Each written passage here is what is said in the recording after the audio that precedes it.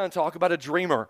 As we're doing this series called Running with the Giants, been talking about different people in the Bible. Today we're talking about the dreamer. His name is Joseph. Joseph was a dreamer. This dude was a dreamer. As a matter of fact, he enters the scene just talking about his dreams, and his dreams sometimes got him into trouble because he had these dreams. And I want to say this, God intended for every one of us to have dreams. God has dreams for every single person in this room. And if you're here today and you've been discouraged or you've quit dreaming or maybe you've quit on the dream, I believe this message is for you. Because today is a day when dreams will come back alive on the inside of you. Or maybe dreams will be planted for the first time. Some of you here, you're like, well, I've never had a dream. I've never had a dream. I'll tell you how the dream comes alive. Help someone else fulfill their dream. You start helping someone else with their dream, and God will plant dreams inside of you. And today, one of the life lessons we learned from Joseph is this: when life isn't going the way we planned, we don't give up on our dreams. Even when life isn't going the way that we planned, we don't give up on our dreams. Genesis chapter 37, verse 5, it says, "And Joseph had a dream." That's how it starts off. And Joseph had a dream. And then he made a mistake. He went and told the dream to his brothers. Well, you're like, that's not bad. Well, when you hear what the dream is, you can understand they got a little mad. It says, and when he told the dream to his brothers, they hated him all the more. And he said to them, listen to this dream I had. We were binding sheaves of grain out in the field when suddenly my sheaf rose up and stood upright. Well, your sheaves, what they did is they all came down to mine and they bowed down before it. How many know that if you said that to your brother, older brothers, that would not go well? I cannot even tell my older brothers, hey guys, I had a dream. You guys are all going to bow down to me one day. You know what? They would have punched me. I would have been beaten up. Hopefully they wouldn't have done to me as bad as what Joseph had done to him. But he shared this dream that was inside of him, because here's what I will say. You're like, why would he even share it? Because when there's a dream inside of you, you can't shut up about it. When there truly is a dream inside of you, and it comes alive, you can't shut up about the dream that's inside of you. It's something that you talk about all the time. And so Joseph, what was inside of him came out, and the dream that came out. And I want to share this today for everyone in this room who maybe has given up on your dream, or maybe it's in pause, or maybe you buried that thing a long time ago. Maybe you've looked at your life and you thought, I've made too many mistakes. There's no way that God could still use me. There's no way that God could still use that dream that he has for me. Here's what I want to say. The dreams God plants in you don't die. And if you've killed it, God will raise it back to life. Because here's the deal. God has a dream for every one of us. We just have to make some decisions. What can we learn from Joseph? Don't give up on your dreams, even if you didn't start off well. Even if you had this dream inside of you, like, woo, going to do this dream, and it didn't go well in the very beginning. We learned this from him. We learn it didn't go well from the start. Look in verse 4 and 5 of Genesis 37. It says, when his brothers saw that their father loved him more than any of them, what did they do? Oh, wrong verse. Verse 23, it says, so when Joseph came to his brothers, what did they do? They stripped him of his robe and his richly ornamented robe that he was wearing. His daddy gave him this fabulous robe. They took it from him, and they took him and they threw him into the cistern, and it was empty and there was no water in it. What were they going to do? They were going to leave him there to die. So he comes and he says, hey, here's my dream, guys. Here's my dream. None of them liked the dream. And so what do? They see him coming one day. He's coming out in the field to check on him because his father sent him out there. And they see him coming. They're like, hey, let's kill him. And they make a plan to kill him. And they're going to kill him. And then one of the brothers talks him out and says, let's not kill him. Let's throw him in the pit and let him die on his own. Then we kind of killed him, but not really killed him. That brother had the plan to eventually let him free. So they threw him in there. And after they threw him in there, the brothers who threw him in there saw some people traveling by. And they're like, hey, let's not leave him in there to die. Let's sell him so we can make some money off of him. And so they took him and they sold him as a slave. Okay, that's not a good start. First of all, you have a dream. God's giving you the dream. Woo, so excited. You go and your brothers throw you in a pit and they're going to kill you. Oh no, we decided we're not going to kill you, brother. What we're going to do is we're going to sell you as a slave for the rest of your life. That is not a good beginning. And maybe you're here today and you had a dream and it didn't start off well. Don't let things that don't start off well stop right there. What do? You keep going. Even if the dream doesn't start off well. What do we learn from Joseph's life? Don't quit, even if it doesn't start well. Here's another thing we learn. Don't give up on your dreams, even if those closest to you don't support you. Now, this can be one that hurts deep. This can be one that can hurt. Don't give up on your dreams, even if the people that are really close to you don't support you. See, even if they don't support you, you don't give up on it. What did he experience here? Look there in verse 4, it says, and when his brothers saw their father loved him more than any of them, they hated them and could not speak a kind word to him. You know, that would be a bad life. Every time you turn around, brothers are talking bad about you because you had a dream. And Joseph had a dream. When he told his brothers, what did they do? They hated him even more. See, sometimes when you have a dream, everyone around you won't agree with that dream. And it becomes hard when people that are closest to you don't agree with that dream. I had this experience. When I was a young man, I gave my life to Christ, and I knew very quickly that I was called to ministry. I was called to preach. I was called to do something. I knew it. And I remember I went to my mom. I was in college. I was a freshman in college. I went to my mom and said, Mom, I can't, there's no point in me going to college right now. This isn't what I want to do. I was going to be a coach and a science teacher. I was like, this isn't what I want to do. And I was playing college baseball. I was like, this isn't what I want to do. I want to do something else. And I said, I feel like I'm supposed to go a different direction. I'm gonna drop out of college. I'm going to give up my scholarship. I had a full ride scholarship between my academics and my athletics. I paid no money for college. I actually got money to go to college. I made money going to college. And so I went to my mom and said, I can't do this. It's not what I'm supposed to do. And my mom said, no, you're going to finish college. She goes, you're going to do this. And I'm like, Mom, this isn't what I want to do. She goes, I don't care if that's what you want to do. You're going to do this because we don't drop out. My mom, a single mom, graduated from the 8th grade and then went to work to support her family. And so she had made a decision. All of her kids were not going to have that same lifestyle. That's a really good thing for a mom to do. And she made that decision, and she goes, all of you are going to finish college. You're going to do this, and you're going to be successful. And not only did she tell me this, she got on the phone and called my brothers. She called my 2 other older brothers and said, hey, he's making some bad decisions. I need you to come down here and talk to him. And they had a meeting at my house. I look at my brothers show up. I come home. My brothers are there, my 2 older brothers, and they said, you're not dropping out of school. They said, you're going to finish school and you're going to do this. And I remember one of my brothers looked at me and goes, you can be a preacher on the side. You can preach on the side, but you need to have this job and this job because, and then went on this different list. They said, your school's paid for. You don't drop out. And I heard, this was a battle inside of me because every time I would go to God in prayer, I knew the direction I was going wasn't the direction I was supposed to go. And I finally went back to my mom, my brothers, and I said, I've got to do this. I said, I can't do anything else. I've got to do this. And none of them supported me. They didn't say, okay, we trust you, you'll do this. They said, bad decision, that's really stupid. And I said, well, I can understand why you would think that was stupid, but I've got to do this. And it wasn't until like 6 months to a year later that my mom came to me, because what happened was my mom started living for the Lord. She started going to church with me, started loving God. And so about 6 months to a year later, she came to me and she goes, Tom, I see something on your life, and I think your decision to take a different route with school was the right one. Okay, that's a yay, but that first 6 months to a year was not a yay from any of my. It was like you're a loser. I felt like, but you know what? Even if those who are close to you don't support the dream God's placed inside of you, you still have got to go after the dream. Now you can do it respectfully. Everybody get that? I was respectful with my mom. Mom, I respect you, I honor you, but I have got to do this. And I was respectful, and you know what? Sooner or later, God turned her heart around, and we see that with Joseph. Who else do we see that with? Look in Mark chapter 6, verse 3. It says, isn't this the carpenter?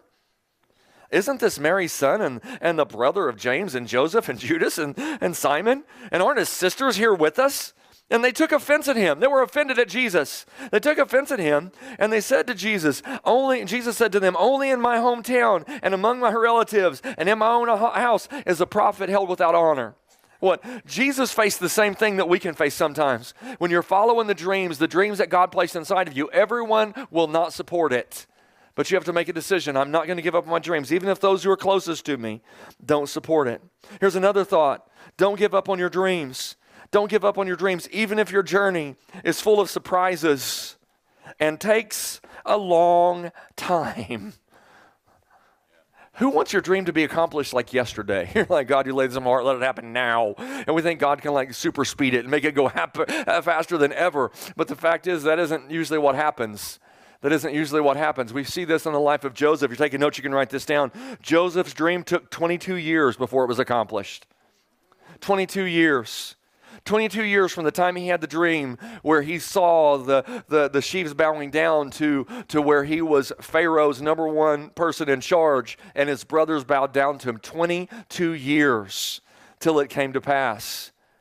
See, sometimes the dream doesn't go the way we want, and sometimes it takes longer than we want. But what do? We don't give up on our dream just because it's full of surprises and takes a long time. See, some of you expected it to happen so quickly that you just said, this didn't happen. Here's what you said. This didn't happen, so it must not be God's will. It didn't happen in the time that I wanted it, so it must not be God's will. When the truth is, okay, faith doesn't have a watch. It doesn't say it happens at this time. Faith, let me read this to you. Habakkuk chapter 2, verse 3. It says, these things that I plan won't happen right away. Slowly, steadily, surely, the time approaches when the vision will be fulfilled. It seems slow, but do not despair. For these things will surely come to pass. Just be patient. They will not be overdue one single day. I'll read that again. These things that I plan won't happen right away. Who wants them to happen right away? All of us do. But he says, sometimes the dreams I plan inside of you don't happen right away. Surely the time will come when the vision will be fulfilled. It may seem slow, but don't despair. Don't give up on your dreams. Even if the journey sometimes is full of surprises. How many know that every time Joseph turned around, there was a surprise? Here you go. God gave him a dream. Here's a surprise. Your brothers throw you in a pit trying to kill you. Surprise, they changed their mind. Now they're selling you into slavery. Surprise, you just got purchased and now you're a slave in someone's house. Then what happens? God raises him up the ladder. Surprise, you get lied about and thrown in jail. Surprise, the person whose dreams you interpreted forgot about you for 2 years and you sat in jail for 2 years longer than you should have. Woo, surprise. Now you stand before Pharaoh and God uses you in amazing ways. I know a lot of surprises can lead you to a place of seeing your dream fulfilled, but don't give up on your dreams. What are some other things we can learn? I'm just going to give this to you right now. I'm excited about the last one. I thought about getting rid of every other point in my sermon just to preach on the last one, but we're not going to do that, so you'll have to wait till I get to the last point. Who's excited about the last one? Okay, listen to the other ones intently, or I'm not going to the last one. Here we go. You guys got to help me out with the other ones. I think his words of encouragement to us would be focus on what happens in you and not to you. See, the process. God is the process is what happens inside of us. And God is more interested in what happens in us than what happens to us. And many times we focus on what's happening to us instead of looking at what's happening in us. And sometimes we don't always get what we want the minute we want them because God wants to do something in us that makes us better than if we just got it immediately. Anybody here work out? Do we have any people who ever work out? Raise your hands if you work out. Okay, nobody's raising. A few of you, maybe 5. So, okay. Anybody ever worked out in your life? Like anybody ever watched somebody else work out? Okay. Ever seen a video? Okay, thanks. I got to get people to raise their hands somehow. Okay. So, but if you work out, here's what you find out. You find out that when you are facing the most resistance is when you get the most growth. Okay? When you face the most resistance is when you get the most growth. So if you're sitting there and you're bench pressing and this is easy, no problem. You'll get some growth, but when you have lots of resistance, you get the most growth. When you're running and you go, 10 steps, woo, that was great. You get it when you feel like you can't run anymore and you keep running. You get the most growth. Okay, if that happens to our natural body, they really align together where it happens with us spiritually too. The place where we face the most resistance is our opportunity to get the most growth. And so we see this. Let me read this to you. This isn't my favorite verse, but it helps me. James chapter 1, verse 2. Consider it pure joy, my brothers, when you face trials of many kinds. Woo! I'm so excited. Being tested and tried and thrown in prison and this is awesome, Lord. He said, consider it joy because you know the testing of your faith develops perseverance. What happens? God is more interested in what's happening in you. And focus on that. When I'm going through this trial, when I'm going through this time, I can look back at my life. The times when I grew the most was when I had the most resistance. The time when there was revival happening in me was when everything was attacking me, but I made a choice to go the right way. What's another word of encouragement? Every dream has tough times, but remember, God is always with you. Man, this is the key. I mean, every dream has tough times, but we have to recognize God is always with us. Genesis chapter 39, verse 2, it says, the Lord was with Joseph and he prospered. And he lived in the house of his Egyptian master. He was sold as a slave. And what did God do? God was there with him. Everybody get this. He was a slave in Egypt, and God was there with him. And what happened? Because God was there with him, and because in the midst of trials, he wasn't so concerned about what was happening to him, where did he run to? He ran to God and not from God. So because he made the choice, in the obstacle, in the fight, in the mess, he made the choice to run to God. He ran to God. And what does the Bible say? And God was with him, and he prospered because God was with him. What if he'd have made the choice to run the other way? He would have been so far from God, but he ran to God. God was with him as a slave, and he prospered to be the head of the house. And then what happened? He got lied about. Potiphar's wife lied and said he tried to rape her, which he didn't. And what happened? He got thrown into jail. And what happened there? It says, so the warden put Joseph in charge of all those held in prison, and he was made responsible for all that was done there. The warden paid no attention to anything under Joseph's care because the Lord was with Joseph, and the Lord gave him success in everything he did. Okay, so I'm doing the right thing. I'm honorable. This lady hits on me. I run the other way. She grabs my cloak. She lies about me. I get thrown in jail. Lord, you left me. I was doing the right thing. No, he didn't do that. He ran to God. And when he ran to God, what happened? Every situation he was in, when he ran to God, God was with him. And every situation when God was with him, he was blessed and he was prosperous. He didn't go through this pity party of whining or complaining. He made a decision. Every time a challenge comes, I know where to run. Because when I run to the right place, here's what happens. He is with me. And when he is with me, I am blessed and I prosper. You throw me in jail, he is with me. And I am blessed and I prosper. You throw me in a pit to kill me, he is with me. And I will be blessed and I will prosper. Why? Because everywhere he is, that's where I'm going to be. And if I'm going to be there, I'm going to be blessed and I'm going to prosper. Doesn't matter what you throw at me, because I'm going to go where he is and I'll be blessed and I will prosper. Now the one I'm excited about. Focus on what happens in you, not to you. Every dream has tough times, but remember, God is always with you. Here's the last one. Your response to offense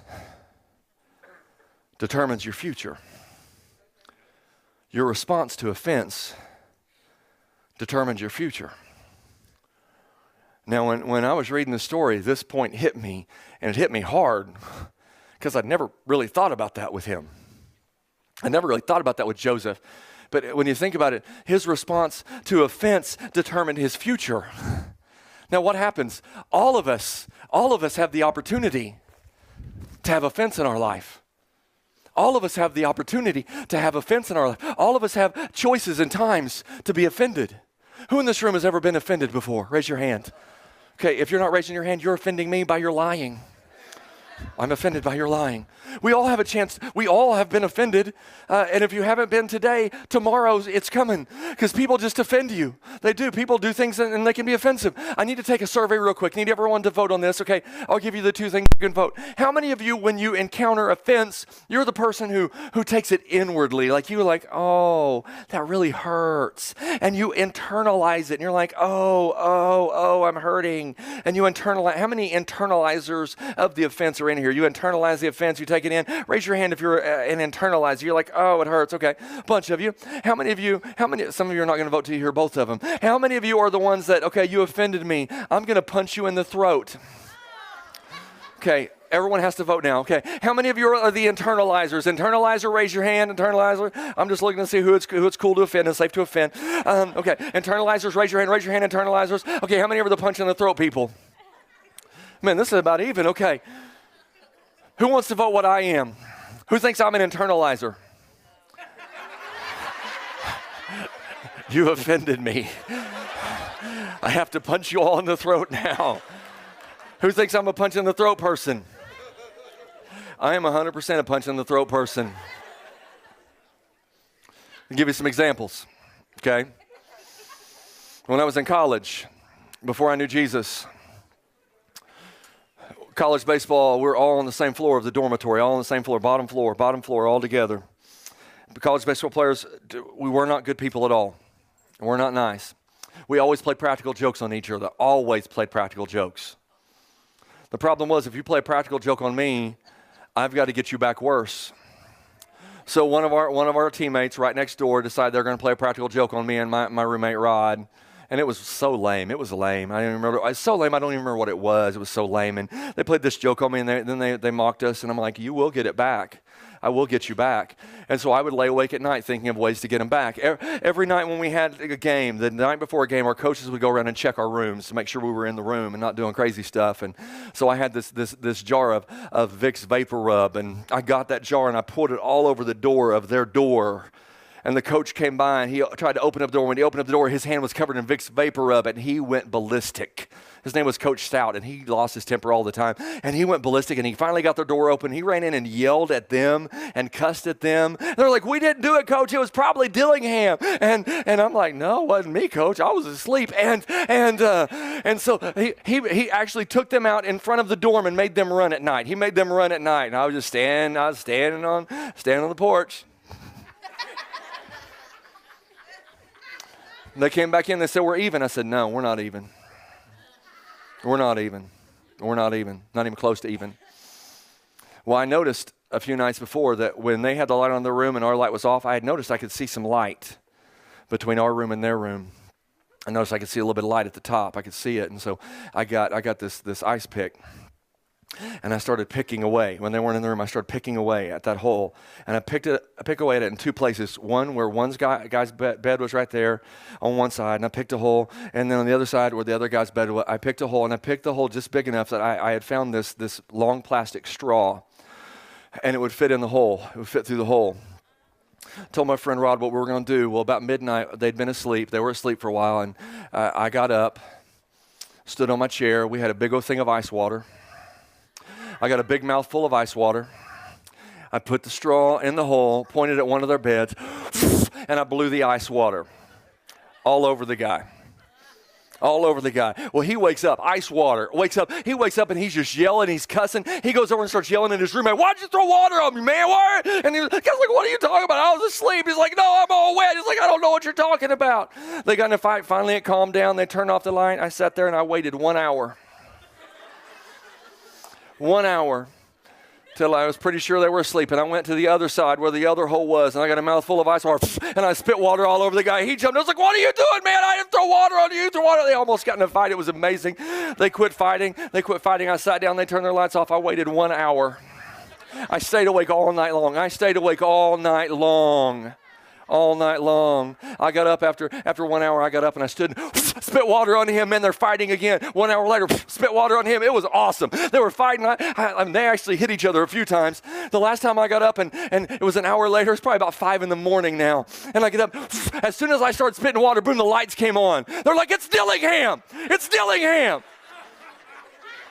He's been doing that the whole night. And they ran down to the dorm mom. We had a dorm mom, and she took care of all of us. They ran down to the dorm mom, and 5 in the morning, they knock on her door. They wake her up. And I'm down there with them, and they're like, hey, you got to kick them out because they spit water on us, and they were doing this and this and this. What they didn't know was earlier in the day, I had went and bought the dorm mom flowers and candy.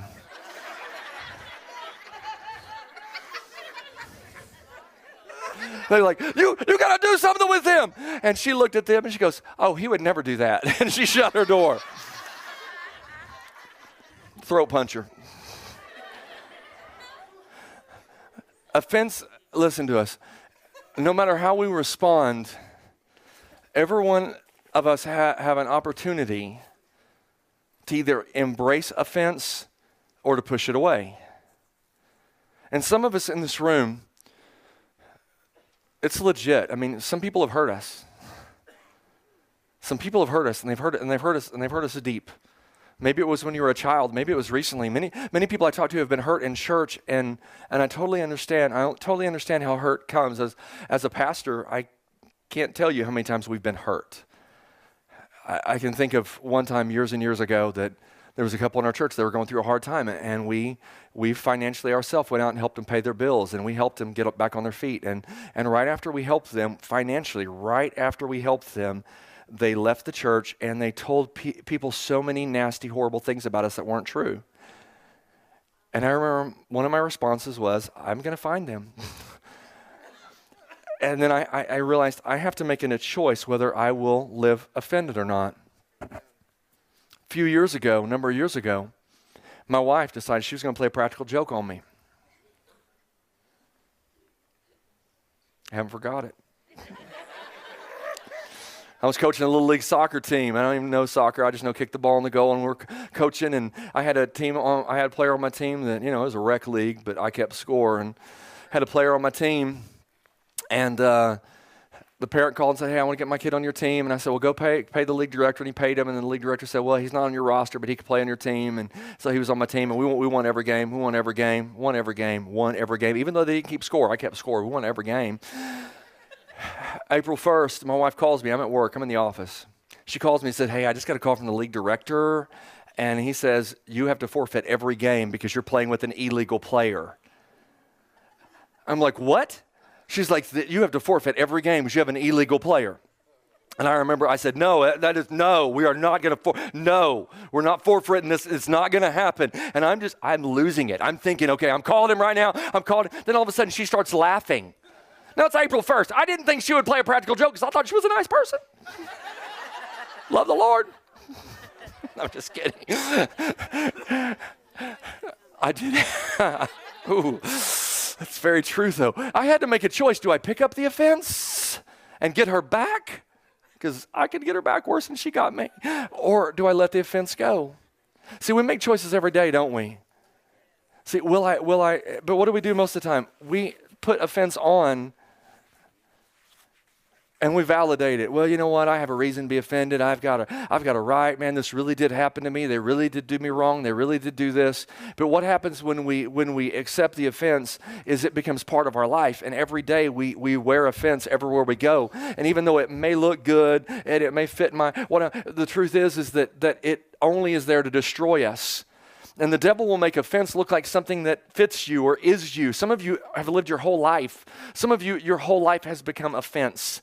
Your whole life has been woven around an offense or a hurt that happened to you, that someone truly did something wrong to you. But the fact is that we cannot let our life be about offense. We have to make a choice, because offense doesn't look like a really cute backpack.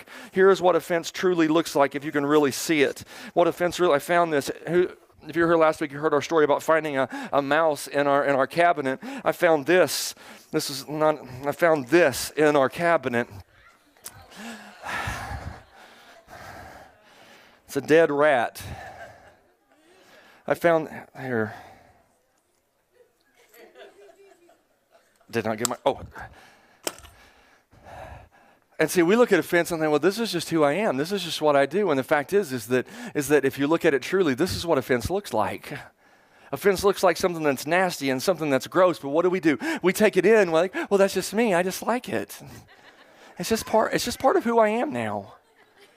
Oh yeah, you hurt me? Yes, I remember that hurt. And I embrace that hurt. And now now everywhere I go, this hurt goes with me. Now everything I do, my life revolves around this hurt and this offense, even though I may make pretty things around it. The fact is that we make a choice whether we live life full of offense, or we make a choice whether we get rid of offense in our life. What did Joseph do? Let's look at this. It says, what you intended to harm me, God intended for my good. He brought me to this position so I could save the lives of many people. No, don't be afraid. I will continue to take care of you and your people. So he assured them while speaking kindly to them. Okay, if anybody had a reason to carry a dead rat, it would have been Joseph. If anybody had a good reason to be offended, it would have been Joseph. If anybody had a reason to say, no, I embrace this. My family turned their back on me. I got thrown in prison. Then I got wrongly accused. And every time I turn around, this is my life. This is my life. But if he would have kept grabbing hold of this, he never would have gotten the dream that God had for him. How many times do we grab hold of something and weave it into our life when it never was intended to be there?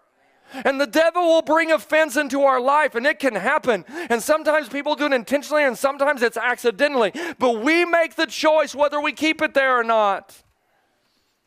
I had a lady who got offended at me. She had sent me a Facebook message about something, and I feel bad. I thought I responded back, and I didn't. I thought I did, but I didn't. I didn't press send, or it didn't. And I remember she got offended. She was mad at me because I didn't respond back. And I sent her a message when I recognized that. I am so sorry. I'm so sorry. It was my fault. I apologize. Will you forgive me? And she was like, no, I don't accept your apology. And I was like, no, I'm really sorry. I'm sorry I didn't respond. I really am. Will you forgive me? I asked a few times, no, I don't forgive you. What do we make the choice to do? We make the choice to say, will I let it go? Or will this be my life? Will this be my life? See, what do we choose? Many times we're like, well, I have a reason. This can be my life. If this is your life, you will never have your dreams. Make a decision. I won't do that. What did Joseph say? Joseph, the guy who had every right to be offended, what did he say? What you intended for evil, God has turned it around.